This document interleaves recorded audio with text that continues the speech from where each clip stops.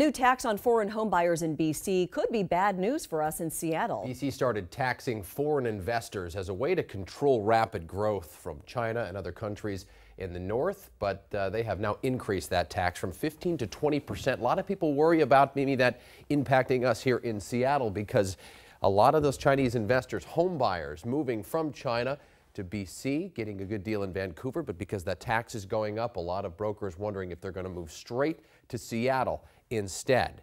Growth supposed to be good, right? But there's a rush on condo sales in Seattle because of demand. It's so high. This is video from over the weekend showing how low supply is. This is shot at Realogic Sotheby's in Seattle.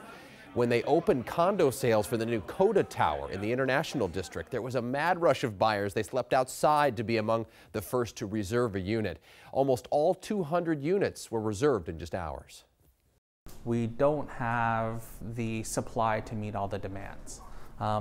Yesterday, I had a client who has been looking for a home for over a year.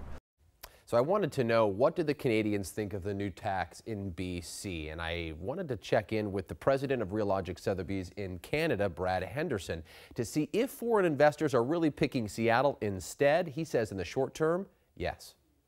And Seattle is the popular market where people are talking about the significant increase in people's interest in that market because it has many of the dynamics that Vancouver had 10 or 15 years ago, but the prices are considerably less than Canada. Brokers worry about Seattle because domestic demand still so high and condo supply still so low. They worry prices could continue to skyrocket. That'd be bad for everybody. Developers want a change to the state condo law to help stimulate condo growth. The state legislature says they just killed a bill in Olympia that could have done just that, adding more supply.